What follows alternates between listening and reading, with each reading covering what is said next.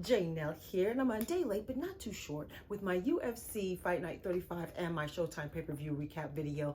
These two events happened yesterday and this past Saturday. They were pretty good events. Let's go ahead and get into it. I do have family in town and I started school today. Plus, as I told y'all last week, things were so stressful that I wasn't caught up on the Ultimate Fighter at all. So that's why I only made 3 picks on the on the UFC Fight Night 35 because I didn't make any of the Ultimate Fighter finale fight picks. So let's go ahead and recap the 3 picks that I did make on the card and 3 picks that I all lost heartbreakingly because my people were winning.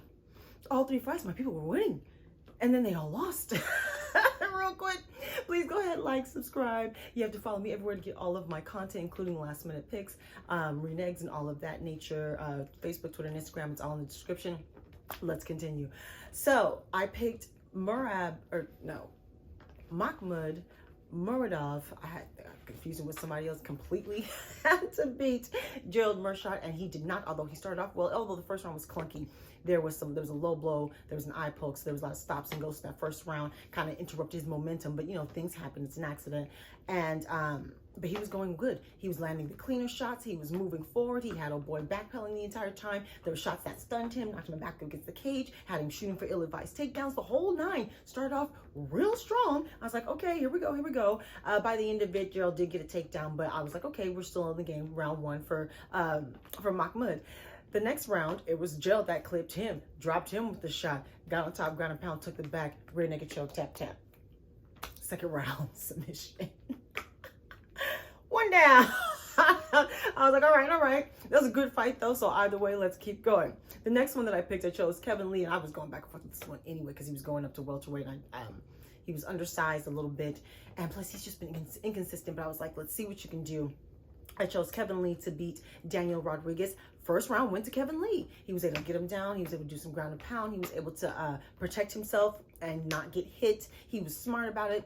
Then he started to like reach. It was Daniel who started to connect more as the fight went on. He started to connect more. He started to reach. He wasn't able to keep him down. He was reaching for takedowns, and it just got worse and worse as the fight went on. And Daniel started to like piece him up a little bit. It was a great win, unanimous decision in favor of Daniel Rodriguez. Who would you like to see him fight next? And the fight prior, who would you like to see Gerald Murad fight next? I think he might be like on a 3-fight winning streak now. He's actually been in the UFC for quite a bit, so it would be nice to see him like to have a nice resurgence, because you know I always root for people to just because you have one run, just because you're in your late 30s doesn't mean you don't still have it. So maybe he's got that in him. So who would you like to see him fight next, and who would you like to see Daniel Rodriguez fight next? Kind of the same story. Last minute replacement because of all the people dropping out due to the COVID reasons. Last minute replacement in the fight. Spectacular win. Gets a contract after being a professional fighter for a while. So same thing. So good on him. Who would you like to see him fight next? Now, main event. And chose Edson Barboza to beat Giga Chikadzie. And I knew this would be a close fight. I knew it could go either way. And Edson was winning the fight. He won the first 2 rounds. He was center up the octagon. And it seemed like, even the way I said it, I was like, you use your fundamentals, your basics against Giga's unpredictability. And it even seemed like Giga, he had a hard time finding his rage.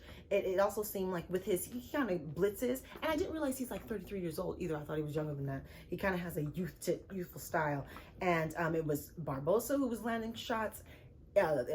Even though I believe on the stats, it was pretty close, but it was Barboza landing the clear shots, initiating the exchanges, pressing the pace, moving forward, all of those intangibles. So I really gave rounds 1 and 2 to Barboza, but round 3, here comes Giga. And he's more powerful, just in the regular shots, not even just with the power shots, but the regular jabs and things of that nature. He clipped Barboza, stunned him, and then it was just a series of clipping him again, up against the cage, get up, clip him again, stumble, clip him again, got him on the ground, pound. He gets up, clips him again, stumbles down, and the ref stops the fight then, even though Edson is getting back up. And when I first saw it initially, I was like, oh my God, that was an early stoppage. But Edson didn't really protest.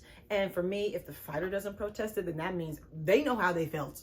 So great win for Giga. This is a stacked featherweight division. He's an exciting fighter, definitely one to watch. And who would you like to see him fight next? Now, next up to what we saw last night.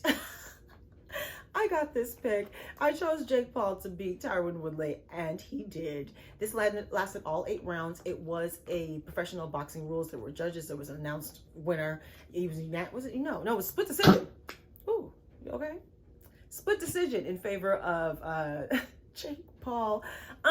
It was semi-entertaining. The first 3 rounds, Tyron didn't do too much, so Jake got up on the rounds immediately, even though he didn't really do too much. Tyron was reaching, a little bit hesitant. Jake is real wide with his punches, real loose. There's lack of head movement there.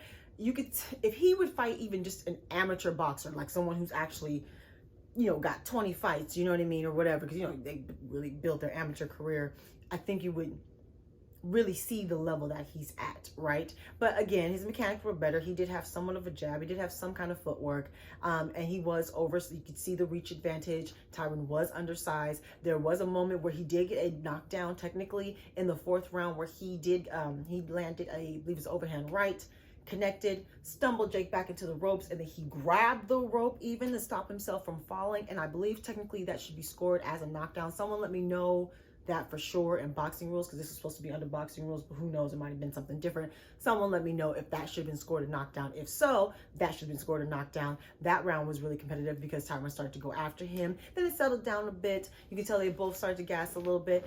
And yeah, Jake won the fight. So yeah, who, I think, did he say he was done? I don't know. Let's talk about some of the other, who would you like to see him fight next?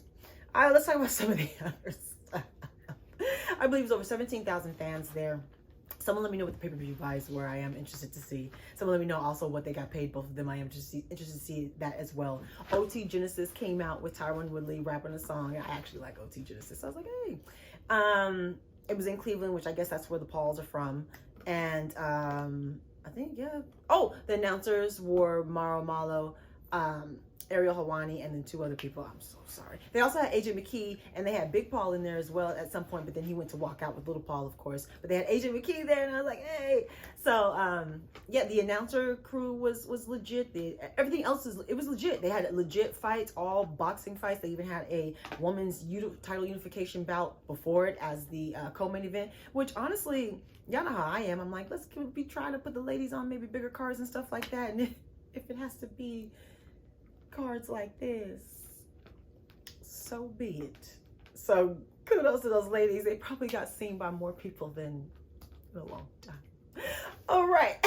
So let me know exactly how you feel about everything that happened over the last 2 days, how you done all your picks on UFC Fight Night 35, and of course on all the Ultimate Fighter fight picks as well. I do know who won, so go ahead and talk about it, how those went down, if they were entertaining. Let me know, of course, how you feel about the Showtime, the Little Paul versus Tyron Woodley. Do you think it was fixed? How much did they get paid? How were the pay-per-view buys? All of that nature. Everything else is a professional show. You have to say that. And yeah, talk to me. Take care. Goodbye.